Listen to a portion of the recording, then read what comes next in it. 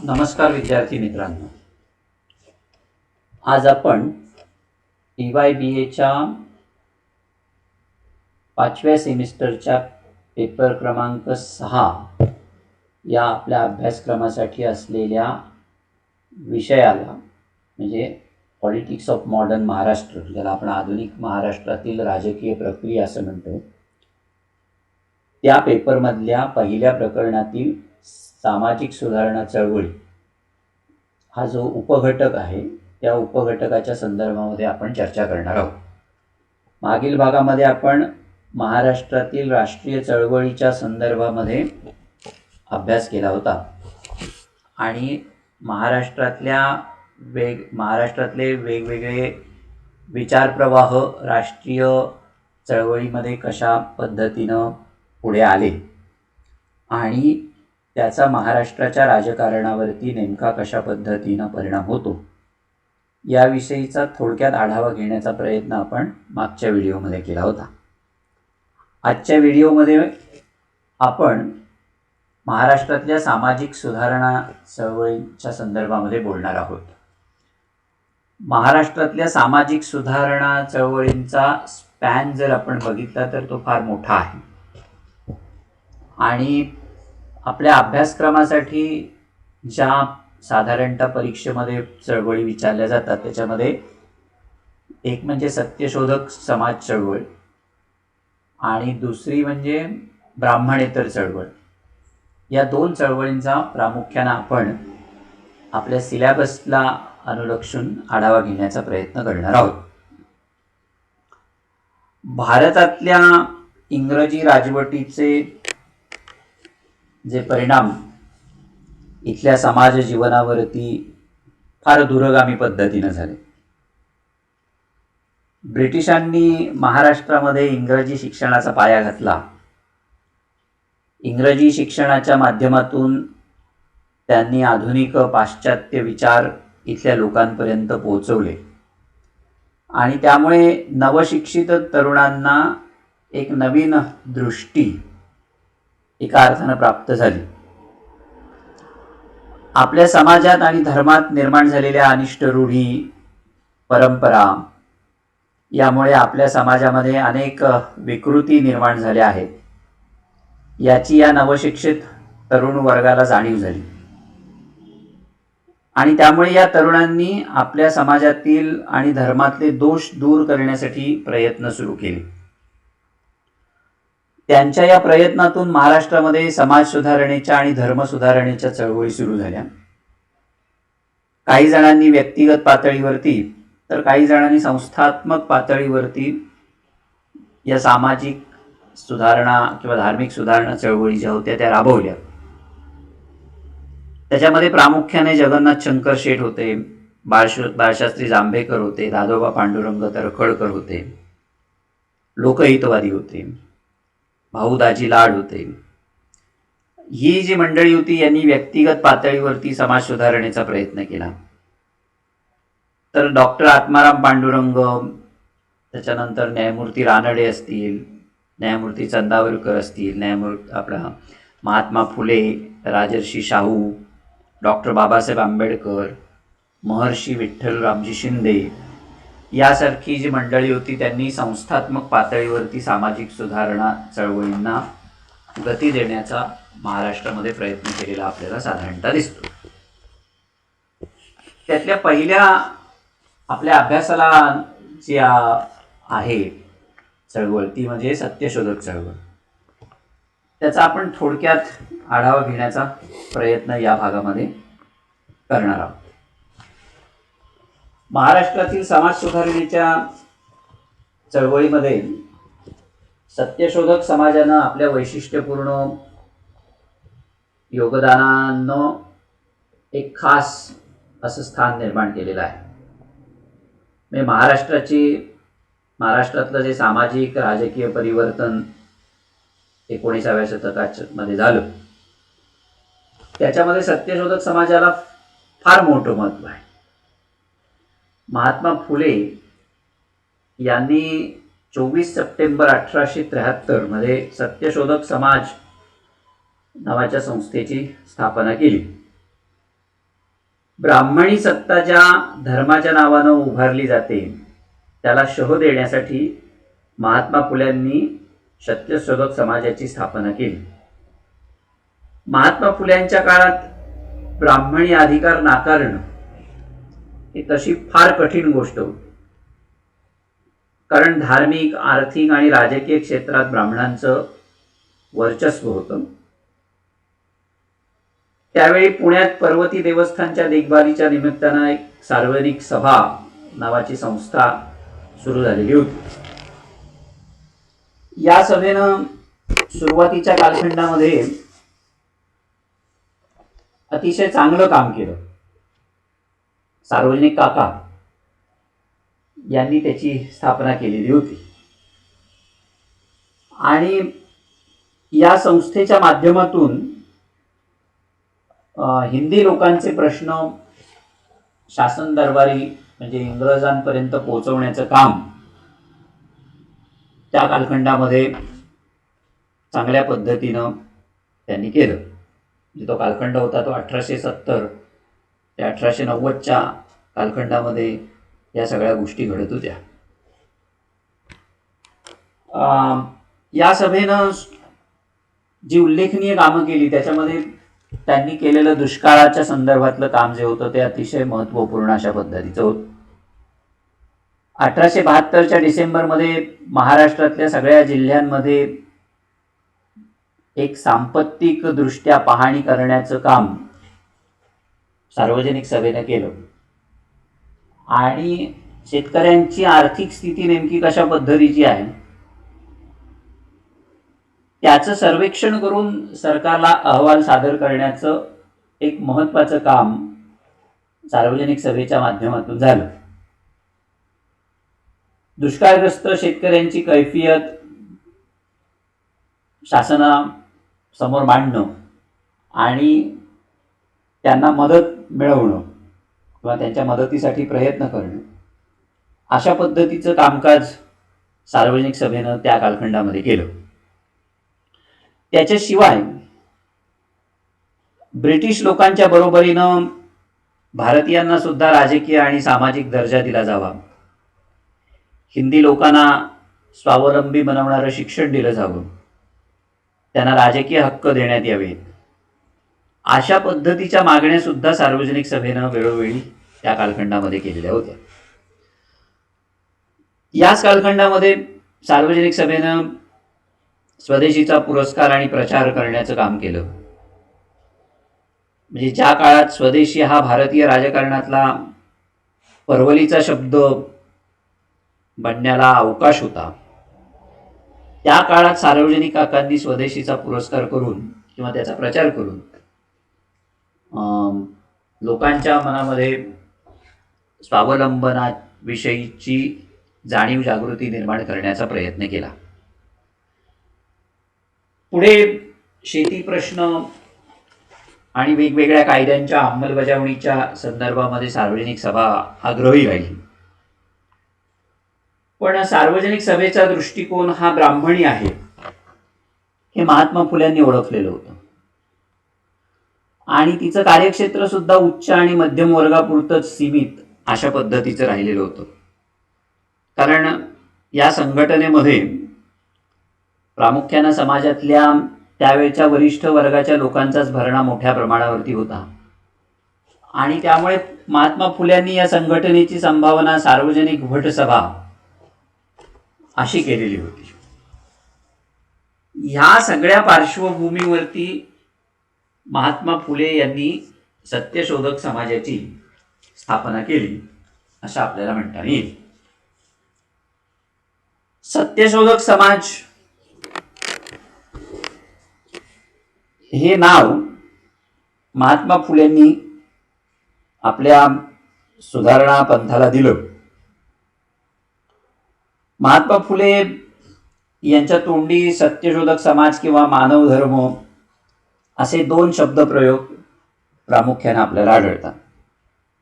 सत्यशोधक हा शब्द बाबा पद्मनजी यांच्याकडून आणि मानव धर्म हा शब्द दादोबा पांडुरंग यांच्यापासून त्यांनी उचललेला आपल्याला दिसतो. भारतीय लोक सत्याची फारशी पर्वा करत नाहीत असं विधान 1832 मध्ये मुंबईचा गव्हर्नर लॉर्ड क्लेअर यानं केलेलं होतं.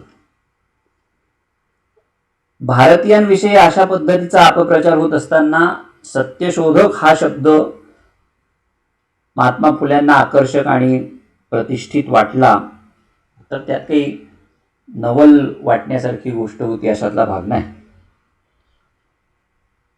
महात्मा फुल्यांना मानवधर्म सभा आणि परमहंस सभा यांच्याविषयी आपुलकी होती. पण परमहंस सभेची गुप्तता, त्याचं मर्यादित कार्यक्षेत्र, त्यामुळं बहुजन समाजाच्या सर्वांगीण उद्धारासाठी आणि मूलगामी समाज परिवर्तनासाठी एका स्वतंत्र संघर्षप्रवण संस्थेची गरज महात्मा फुल्यांना जास्त वाटत होती. आणि म्हणून त्यांनी 24 सप्टेंबर 1873 रोजी सत्यशोधक समाजाची पुण्यात स्थापना केली. त्यावेळी ज्ञानगिरी बुवा, धोंडीराम कुंभार, ज्ञानोबा झगडे, रामचंद्र भालेकर, तुकाराम पिंजन अशा लोकांनी त्यांना साथ दिली. आणि त्यावेळेला बोलताना फुले असं म्हणाले होते की माझ्या एकट्याच्या ब्राह्मणेतरांची ब्राह्मणांपासून सुटका होणार नाही, मला मंडळी सहाय्य होईल तर काहीतरी करता येईल. म्हणजे फुल्यांनी सुद्धा आपल्या मर्यादा ज्या काही होत्या त्या जाणलेल्या होत्या आणि त्यातून त्यांनी एका अर्थानं एक वेगळं काम करण्याचा मानस 24 सप्टेंबर 1873 साली त्याच्या सभेच्या पहिल्या बैठकीमध्ये बोलून दाखवलेला होता. सत्यशोधक समाजाची नेमकी तत्व कोणत्या पद्धतीची आहे? एक म्हणजे ईश्वर हा निर्गुण निराकार आहे. दुसरं म्हणजे सर्व माणसं एकाच परमेश्वराची लेकरं आहेत. तिसरं तत्व जे होतं ते म्हणजे सर्व शक्तिमान अशा परमेश्वराची भक्ती किंवा प्रार्थना करण्याचा प्रत्येक मानवाला, प्रत्येक माणसाला अधिकार आहे. परमेश्वराची भक्ती करण्यासाठी कोणत्याही मध्यस्थाची गरज नाही. माणसाला जातीनं नाही तर गुणानं श्रेष्ठत्व प्राप्त होतं. अशा पद्धतीची मांडणी सुद्धा सत्यशोधकी चळवळीने केली. पुनर्जन्म, जपजाप्य, कर्मकांड इत्यादी गोष्टी अज्ञानामूलक आहेत आणि त्या कनिष्ठ वर्गाच्या पिळवणुकीची कारणं आहेत.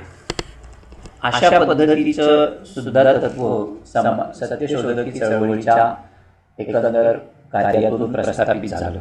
म्हणून ते त्यांचं मुख्य उद्दिष्ट होतं असं आपल्याला म्हणता नाही.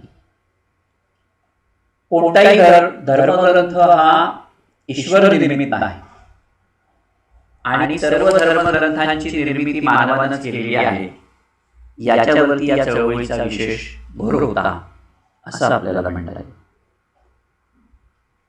सत्यशोधक स्थापनेची जी उद्दिष्ट होती ती नेमकी कोणती होती? एक म्हणजे शूद्रातिशूद्र कनिष्ठ जातींच्या लोकांची ब्राह्मण पुरोहितापासून होणारी जी पिळवणूक होती ती बंद करणं, माणसातील उच्च नीच भेदभाव दूर करून सामाजिक समतेचा पुरस्कार करणं आणि बहुजन समाजाला वैचारिक दृष्ट्या जागृत करणं आणि सगळ्यात महत्त्वाचं म्हणजे शूद्रातिशूद्र लोक जे होते त्या समूहाला मानवी हक्कांची शिकवणूक देणं, त्यांच्या ठिकाणी हक्कांसाठी झगडण्याचं सामर्थ्य निर्माण करणं, ही प्रमुख उद्दिष्ट डोळ्यासमोर ठेवून सत्यशोधक समाजाची स्थापना झाली असं आपल्याला म्हणता येईल. सत्यशोधकी समाजामध्ये समाविष्ट किंवा त्याचं सभासदत्व मिळण्यासाठी त्यावेळेला एक शपथ सुद्धा घ्यावी लागायची. सगळ्या जाती धर्माच्या लोकांसाठी सत्यशोधक समाजानं आपलं सभासदत्व जे होतं ते पुढं ठेवलेलं होतं. आणि त्यांना जी शपथ घ्यायला लागायची प्रत्येक सभासदाला, त्याच्यामध्ये सुद्धा आपण सगळे परमेश्वराची लेकरं आहोत अशा आणि तशाच बुद्धीनं मी सगळ्यांजवळ वागेन. परमेश्वराची भक्ती, पूजा किंवा ध्यान साधना करते वेळी किंवा धार्मिक गोष्टींच्या किंवा धार्मिक विधीच्या वेळी कोणत्याही पद्धतीचा मी मध्यस्थ ठेवणार नाही. दुसऱ्यांनाही अशा प्रकारच्या वागण्याबद्दल मी उपदेश करेन किंवा त्यांना त्यापासून मी परावृत्त करेन. मी माझ्या मुलामुलींना शिकवेन, सुशिक्षित करेन, नेहमी एकनिष्ठेने वागेन. परमेश्वराला आणि सत्यरूप परमेश्वराला साक्ष ठेवून मी अशा पद्धतीची प्रतिज्ञा घेतो. असा आशय असलेली प्रतिज्ञा जी होती ती प्रत्येक सभासदाला त्या कालखंडामध्ये घ्यावी लागली. म्हणजे एका अर्थाने ह्या सगळ्या जी उद्दिष्ट आणि म्हणजे तत्व जर आपण बघितली तर हिंदू धर्मातली त्या काळातल्या ज्या अनिष्ट प्रथा परंपरा होत्या त्या दूर करण्याचा प्रयत्न हा सत्यशोधकी समाजाचा होता असं आपल्याला म्हणता येईल. सत्यशोधक समाजानं आपली तत्व आणि उद्दिष्ट यांना अनुसरून महाराष्ट्रामध्ये समाज परिवर्तनाची एक व्यापक चळवळ सुरू केली. आणि तिचा जर आढावा घ्यायचा म्हटलं तर साधारणतः त्याचे 3 भाग किंवा 3 टप्पे ज्याला आपण म्हणतो ते 3 टप्पे, त्या 3 टप्प्यांमध्ये त्याचं वर्गीकरण आपल्याला करता येऊ शकतं. त्यातला पहिला टप्पा जो आहे तो 1873 ते 1890 या कालखंडातला आहे. सत्यशोधक समाजाचा हा पहिला टप्पा आहे एका अर्थानं. आणि तो पहिला टप्पा म्हणजे स्वतः महात्मा फुले कार्यरत असल्याचा कालखंड. या टप्प्यातलं समाजाचं कार्य जे होतं ते पायाभरणीचं काम स्वरूपाचं होतं. महात्मा फुले यांचं प्रेरणादायी नेतृत्व आणि मार्गदर्शन याच्या जोरावरती समाजानं आपल्या कार्यक्षेत्राची व्याप्ती बरीच वाढवण्यामध्ये यश मिळवलं. सत्यशोधक समाजाच्या स्थापनेनंतर अल्पावधीमध्येच महाराष्ट्राच्या वेगवेगळ्या जिल्ह्यांमध्ये वेगवेगळ्या ठिकाणी त्याच्या शाखा उघडण्यात आल्या. ज्या गावात अशा शाखा सुरू झाल्या त्या गावात आठवड्यातून एकदा सभा घेतली जायची. अशा सभांमधनं सत्यशोधक समाजाची तत्व उद्दिष्ट जी होती ती सगळ्या सभासदांना समजावून सांगितली जायची. बहुजन समाजाच्या जिव्हाळ्याच्या प्रश्नावरती त्या काळात चर्चा घडवून आणल्या जायच्या. आणि त्याखेरीज समाजातले जे जातीभेद आहेत, उच्च नीचता, मूर्तीपूजा याविरुद्ध सुद्धा जोरदार असा प्रचार अशा सभांमधनं केला जातो. सत्यशोधक समाज ही एक चळवळ होती.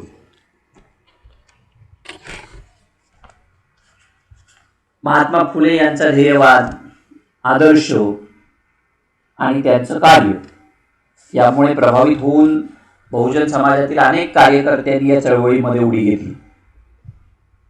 अशा कार्यकर्त्यांमध्ये कृष्णराव भालेकर होते, डॉक्टर विश्राम घोले होते, नारायण मेघाजी लोखंडे होते, मारुतराव नवले, डॉक्टर सदोबा गावडे, गोविंदराव काळे, गणपत सखाराम पाटील अशा वेगवेगळ्या लोकांचा या चळवळीमध्ये सहभाग होता. बहुजन समाजातील या कार्यकर्त्यांनी सत्यशोधक समाजाचं कार्य ग्रामीण भागात पोहोचवण्यात त्या काळात खूप मेहनत घेतली. या कालखंडामध्ये सत्यशोधक समाजानं शिक्षणावरती बराच भर दिलेला होता. समाजातल्या कार्यकर्त्यांनी बहुजन समाजाच्या मुलामुलींमध्ये शिक्षणाची आवड निर्माण करावी, घरोघर जाऊन त्याच्यासाठी प्रयत्न करावे, गरजू आणि लायक विद्यार्थ्यांना शिष्यवृत्ती देण्याची व्यवस्था या कालखंडामध्ये झाली. विद्यार्थ्यांच्या अंगभूत तत्वांना उत्तेजन देण्यासाठी समाजानं त्या कालखंडामध्ये वक्तृत्व स्पर्धा, निबंध स्पर्धा असे उपक्रम सुद्धा आयोजित केलेले होते. बहुजन समाजाच्या लोकांनी धार्मिक विधी पार पाडण्यासाठी ब्राह्मण पुरोहितांना बोलावू नये म्हणून जनजागृतीसाठी जोरदार मोहीम याच कालखंडामध्ये सत्यशोधक चळवळीनं हाती घेतली होती. आणि त्या संदर्भात सत्यशोधक समाजाच्या पहिल्या 2 वर्षाच्या वार्षिक अहवालामध्ये त्या संदर्भातली माहिती आहे. मी ती तुम्हाला वाचून दाखवतो म्हणजे तुमच्या लक्षात येईल की सत्यशोधक चळवळीचं काम नेमकं कशा पद्धतीने चाललेलं होतं. पुणे सत्यशोधक समाजाचे पहिले जे 2 वार्षिक अहवाल प्रकाशित झाले त्याच्यामध्ये असं म्हटलेलं होतं की या समाजातील काही सभासदांनी आणि त्यांच्या कुटुंबांनी काही धर्मगोळ्या समजुती बंद केल्या. त्या ह्या की हरतालिकेचे घेणं, उपोषण, ऋषीपंचमी, भाद्रपद वद्य पक्षामध्ये पूर्वज पूजनाच्या वेळी ब्राह्मणाला शिधा देऊन पाद्यपूजन करून अंगुलाचे तीर्थ उद्धाराकरिता घेणं इत्यादी. गणपत राजाराम फुले या सभासदानं आपल्या मातोश्रीचे दशपिंड ब्राह्मणाशिवाय केले. याचप्रमाणे नारायण तुकाराम नगरकर या संशोधक समाजाचे चिटणीस यांचे वडील बंधूंनी आपल्या भावजईचं एकंदर उत्तर कार्य ब्राह्मणाशिवाय स्वतः केलं.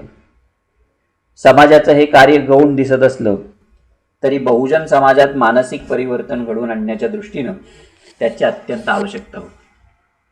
अहवालातल्या ह्या 4 ओळी सत्यशोधक चळवळीचं काम नेमकं कोणत्या दिशेने चाललेलं होतं आणि कशा प्रकारे चाललेलं होतं त्याचा आवाका नेमका काय होता ते दर्शवणार आहे. आणि त्या कार्यक्रमाचा भाग म्हणूनच सत्यशोधक समाजानं ब्राह्मण पुरोहिताशिवाय विवाह लावण्याचा धूमधडाका त्या कालखंडामध्ये सुरू केला. काही सत्यशोधक कार्यकर्त्यांनी आपल्या मुलामुलींची आणि नातेवाईकांची लग्न ब्राह्मण पुरोहिताशिवाय किंवा भटजीशिवाय लावली. ही त्या काळातली एक अत्यंत क्रांतिकारक अशा पद्धतीची घटना होती. आपल्या पिढीच्या धक्कांवरती गदा आल्याच्या सबबीवरून काही ब्राह्मणांनी पुरोहितांनी त्या संदर्भामध्ये कोर्ट कचेऱ्याही केल्या. सत्यशोधक कार्यकर्त्यांनी त्याला न्यायालयीन लढाईच्याच मार्गाने उत्तर दिलं. सत्यशोधक म्हणजे ही खरं वाखाणण्यासारखी गोष्ट होती. म्हणजे ब्राह्मणेतर चळवळ आणि सत्यशोधक चळवळ याचा फरक जेव्हा आपण पुढच्या भागामध्ये पाहू तेव्हा ही गोष्ट ठळकपणे आपल्या नजरेत येईल की सत्यशोधक चळवळीनं नेहमी घटनात्मक मार्गाचा वापर करून समाज प्रबोधन करण्याचा प्रयत्न केलेला आपल्याला दिसतो. कोणत्या एका जातीविरुद्ध किंवा धर्माविरुद्ध प्रचार प्रसार न करता आपल्यातले दोष त्यांचं परिमार्जन करणं, ते काढून टाकणं आणि आधुनिक दृष्टिकोन स्वीकारायला लावणं याच्या संदर्भामध्ये सत्यशोधक चळवळ नेहमी आग्रही राहिलेली आपल्याला दिसते. सत्यशोधक चळवळीनं अशा प्रकारच्या कामाबरोबर काही विधायक कार्याकडे सुद्धा त्या कालखंडामध्ये लक्ष पुरवलेलं होतं. 1877 मध्ये महाराष्ट्रामध्ये मोठा दुष्काळ पडला असताना दुष्काळ पीडितांच्या मुलांची सोय करण्यासाठी सत्यशोधक समाजाच्या वतीनं एक बालाश्रम उघडण्यात आलेला होता आणि त्याच्या मदतीसाठी समाजाच्या सभासदांना विनंती करणारे एक निवेदन सुद्धा त्यावेळा महात्मा फुलेंनी काढलेलं होतं. पुणे जिल्ह्यातल्या जुन्नरच्या शेतकऱ्यांनी सावकार आणि जमीनदार यांच्याकडनं होत असलेल्या जुलूम जबरदस्ती किंवा पिळवणुकीच्या विरोधामध्ये जी चळवळ सुरू केलेली होती त्या चळवळीला महात्मा फुलेंनी पाठिंबा दिला. सावकार आणि जमीनदार यांना जमिनी कसण्यास तिथल्या शेतकऱ्यांनी नकार दिला. शेतकऱ्यांच्या त्या चळवळीचं नेतृत्व महात्मा फुलेंनी केलं आणि गरीब शेतकऱ्यांना त्या कालखंडामध्ये न्याय मिळवून देण्याचा प्रयत्न केला. थोडक्यात काय तर सत्यशोधक चळवळीनं महाराष्ट्रामध्ये आपल्या कार्याच्या माध्यमातून पहिल्या टप्प्यामध्ये एक प्रकारे सामाजिक क्रांती घडवून आणली. या चळवळीनं महाराष्ट्राच्या समाज व्यवस्थेमध्ये आमूलाग्र परिवर्तन घडवून आणलं. सगळ्या स्तरांमधले लोक, सगळ्या जातीचे लोक या चळवळीमध्ये सहभागी झाले. जसे बहुजन होते तसे ब्राह्मण जातीचेही अनेक जण या चळवळीमध्ये सामील झालेले आपल्याला दिसतात.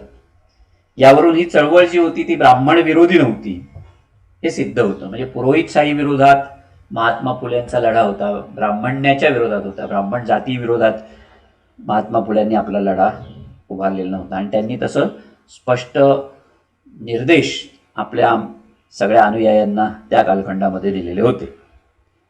महात्मा फुल्यांचा लढा हा धर्मसंस्थेशी किंवा भिक्षुकशाहीशी होता. धार्मिक सामाजिक गुलामगिरी समूळ नष्ट करणं हे सत्यशोधक समाजाचं उद्दिष्ट होतं.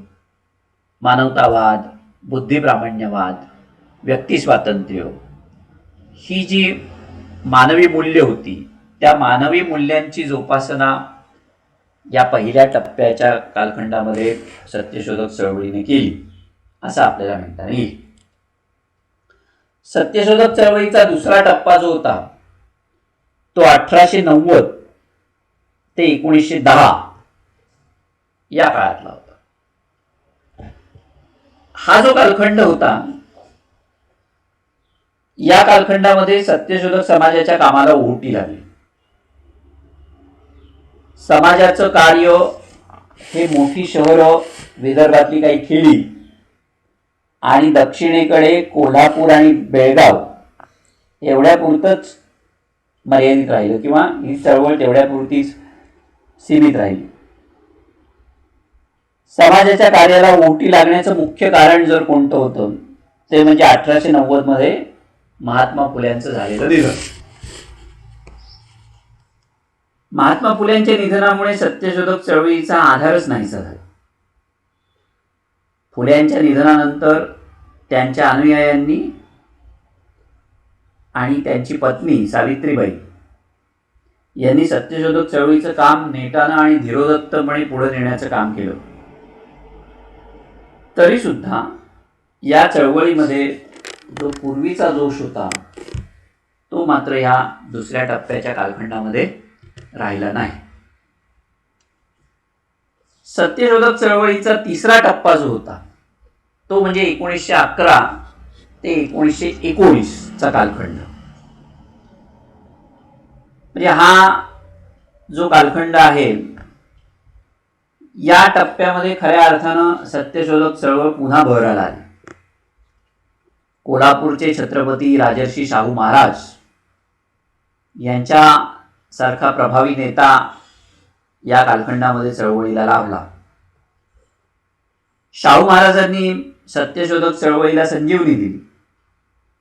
त्यामुळे एक नवचैतन्य या चळवळीमध्ये निर्माण झालं.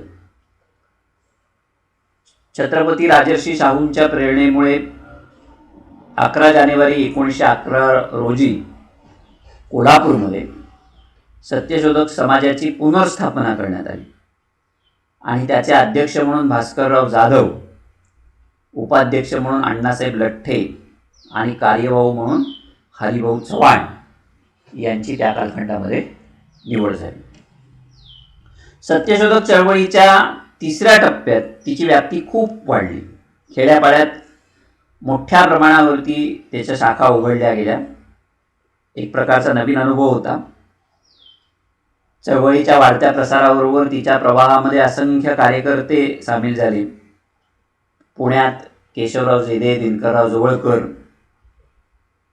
या दुकलीनं सनातन्यांच्या बालेकिल्ल्यावरती धडक मारली आणि सत्यशोधक चळवळीचा दबदबा निर्माण केला. कोल्हापूर, पुण्याप्रमाणेच सातारा, नाशिक, सोलापूर, अहमदनगर, धुळे, जळगाव, बेळगाव, अकोला, इंदापूर या ठिकाणी सुद्धा सत्यशोधक समाजाच्या शाखा स्थापन झाल्या आणि चळवळीचा प्रसार आणि प्रचार मोठ्या प्रमाणात झाला. सत्यशोधक कार्यकर्त्यांच्या प्रचारातली आक्रमकता आणि लहान लहान खेड्यांमध्ये समाजाच्या निघालेल्या शाखा आणि तिथे झालेली जागृती ही या तिसऱ्या टप्प्याची खरी वैशिष्ट्य होती. सत्यशोधक समाजाच्या कार्यकर्त्यांनी ब्राह्मण, पुरोहित आणि ग्रामीण भागातले ब्राह्मण, सावकार, जमीनदार यांच्या विरोधामध्ये आक्रमक प्रचार आणि प्रसार करून त्यांच्या कारवाया उजेडात आणण्याचं काम या कालखंडामध्ये मोठ्या प्रमाणावरती केलं. 1920 नंतरच्या कालखंडामध्ये सत्यशोधक समाजाच्या कार्यकर्त्यांनी आपल्या चळवळीच्या प्रसारासाठी तमाशे, मेळे किंवा जलसे उभे केले. या मेळ्यांनी आणि तमाशांनी त्यावेळी महाराष्ट्राच्या ग्रामीण भागामध्ये फार मोठी अशी एक धमाल उडवून दिली होती आणि त्यामुळं सत्यशोधक समाजाच्या प्रचाराला एक वेगळीच अशी धार प्राप्त झाली. 20व्या शतकाच्या सुरुवातीला सनातनी मंडळींनी समाजसुधारकांवरती हल्ले करण्यासाठी गणपती उत्सवातील मेळ्यांच्या कार्यक्रमाचा कल्पकतेने उपयोग करून घेतलेला होता. सनातनी मंडळींच्या प्रचाराला प्रत्युत्तर देण्यासाठी केशवराव जेधे आणि त्यांचे जे सहकारी होते त्यांनी पुढे छत्रपती मेळा सुरू केला आणि सत्यशोधक तमाशा अशी एक नवीन ग्रामीण आवृत्ती या कालखंडामध्ये त्यांनी पुढे आणली. महाराष्ट्राच्या ग्रामीण समाजामध्ये तमाशा आणि मेळा या लोककलेच्या प्रकारांना अतिशय लोकप्रिय किंवा अतिशय महत्त्वाचं स्थान आहे. खेड्यातल्या लोकांची आवड लक्षात घेऊन सत्यशोधक चळवळीच्या काही कार्यकर्त्यांनी स्वतःच आपले सत्यशोधक मेळे उभे केले, त्याचे कार्यक्रम गावोगावी घडवून आणले. सातारा जिल्ह्यामध्ये भाऊराव पाटोळे होते, रामचंद्र घाटगे, ज्योतिराव फाळके यासारखे कार्यकर्ते त्यांनी उभे केलेल्या मेळ्यांमुळे नावारूपाला आले किंवा प्रसिद्ध पावले असं आपल्याला म्हणता येईल. त्यावेळी महाराष्ट्रामध्ये किमान 29 सत्यशोधक मेळे उभे राहिलेले होते. थोडक्यात काय की हा जो तिसरा कालखंड होता, म्हणजे एका अर्थाने सगळ्या सत्यशोधक चळवळीमुळे महाराष्ट्रातला बहुजन समाज जागृत झाला, त्याच्या प्रबोधनाचे प्रयत्न झाले, शेतकरी वर्ग जागा झाला, कामगारांच्या संघटना उभ्या राहिल्या, शिक्षणाचा प्रसार गरिबांच्या झोपडीपर्यंत झाला, अनाथ आणि अपंगांच्या संस्था उभ्या राहिल्या, स्त्री मुक्ती संघटना, अस्पृश्यांच्या उन्नतीसाठी संघटना स्थापन झाल्या आणि त्यामुळे आधुनिक महाराष्ट्राच्या जडणघडणीमध्ये एक मदत झाली आणि महाराष्ट्राचा जो काही चेहरा मोहरा होता तो बदलण्यास मदत झाली असं आपल्याला म्हणता येईल. सत्यशोधक चळवळीची नेमकी वैशिष्ट्य काय सांगता येऊ शकते? एक म्हणजे सत्यशोधक चळवळ ही परिवर्तनवादी चळवळ. त्यावेळच्या महाराष्ट्राच्या समाज व्यवस्थेमध्ये आमूलाग्र परिवर्तन घडवून आणण्याच्या उद्देशाने ही चळवळ सुरू झाली. ब्राह्मणांनी धूर्तपणे आणि लबाडीनं धर्मशास्त्र निर्माण करून त्यात अनेक खोट्या नाट्या कथा घुसळल्या आणि त्याच्या आधारानं सगळी सत्ता, संपत्ती आणि सवलती आपल्याकडे घेतल्या आणि शूद्रांना गुलामगिरीच्या खाईमध्ये लोटलं. या परिस्थितीमध्ये बदल घडवून आणण्याच्या दृष्टीनं सत्यशोधक चळवळ सुरू झाली. बहुजन समाज आणि त्याच्यामध्ये झालेली जागृती, त्यांच्यामध्ये झालेला शिक्षण प्रसार यामुळे ही चळवळ जी होती ती आपल्या उद्देशपूर्तीमध्ये बऱ्याच प्रमाणामध्ये यशस्वी झाली असं म्हणायला काहीच हरकत नाही. सत्यशोधक चळवळीचं दुसरं वैशिष्ट्य सांगता येतं ती म्हणजे ही चळवळ वर्गीय चळवळ. म्हणजे खऱ्या अर्थानं सामाजिक, राजकीय, आर्थिक किंवा धार्मिक दृष्ट्या ज्यांना इथल्या समाज व्यवस्थेमध्ये उच्चस्थान लाभलेलं आहे अशा वरिष्ठ वर्गाविरुद्ध कनिष्ठ वर्गानं आपले न्याय हक्क मिळवण्यासाठी सुरू केलेली चळवळ असं तिचं स्वरूप होतं. सामाजिक अन्याय, आर्थिक शोषण यांचा बळी ठरलेल्या शूद्रांना संघटित करण्यावर या चळवळीचा भर होता. भांडवलशाही समाजव्यवस्थेच्या पार्श्वभूमीवरती कार्ल मार्क्सनं कामगार वर्गाला ज्या कारणांसाठी संघटित होण्याची हाक दिली, त्याच कारणासाठी महात्मा फुल्यांनी जाती आधारित समाज रचनेच्या पार्श्वभूमीवरती शूद्रातिशूद्र लोकांना संघटित होण्याची हाक दिलेली होती. आणि म्हणून सत्यशोधक चळवळ ही त्या अर्थानं वर्गीय चळवळ होती असं आपल्याला म्हणता येईल. तिसरं वैशिष्ट्य म्हणजे ग्रामीण समाजापर्यंत पोहोचलेली ही चळवळ होती. सत्यशोधक चळवळ महाराष्ट्रात सुरू होईपर्यंत धर्मसुधारणा, समाज सुधारणा यासाठी व्यक्तिगत आणि संस्थात्मक पातळीवरती बरेच प्रयत्न झाले. पण हे सगळे प्रयत्न जे होते ते शहरी भागापुरते आणि पांढरपेशा वर्गापुरते मर्यादित राहिले होते. सत्यशोधक चळवळीनं मात्र समाज सुधारणेचं जे वारं होतं ते खेड्यापाड्यांपर्यंत आणि बहुजन समाजापर्यंत पोहोचवण्याचं काम केलं. म्हणजे पुणे शहराप्रमाणेच हडपसर, ओतूर, इंदापूर, जुन्नर, अकोला यासारखी त्यावेळची लहान गावं जी होती त्या गावांमध्ये सुद्धा ती गावं सुद्धा सत्यशोधक चळवळीची केंद्र बनली आणि या चळवळीच्या अनेक उपक्रमांना ग्रामीण भागातून चांगला प्रतिसाद त्या कालखंडामध्ये मिळाला. या अर्थानं ती ग्रामीण समाजापर्यंत पोहोचलेली चळवळ होती असं आपल्याला म्हणता येईल. चौथं वैशिष्ट्य म्हणजे बहुजन समाजामध्ये जागृती घडवून आणणारी ही चळवळ होती. बहुजन समाजामध्ये जागृती घडवण्याच्या आणि त्याला त्याच्या अधिकारांची जाणीव करून देण्याच्या उद्देशाने ही चळवळ सुरू झाली. सत्यशोधक समाजाचं हे उद्दिष्ट साकार करण्याचं काम सत्यशोधक चळवळीनं चोखपणे बजावलं. सत्यशोधक चळवळीमुळं महाराष्ट्रातील ग्रामीण भागातील बहुजन समाज जागृत तर झालाच, पण या चळवळीच्या कार्यातून बहुजन समाजामध्ये चैतन्य निर्माण झालं असं आपल्याला म्हणता येईल. आणि सगळ्यात शेवटचं वैशिष्ट्य जर कोणतं असेल तर सत्यशोधक चळवळ ही एक कृतिशील चळवळ होती. या चळवळीतले कार्यकर्ते बोलके नव्हते तर कर्ते सुधारक होते. महाराष्ट्रातल्या अनेक सुधारकांच्या बाबतीमध्ये अशी उक्ती आणि कृती याच्यामध्ये जो फरक पडलेला होता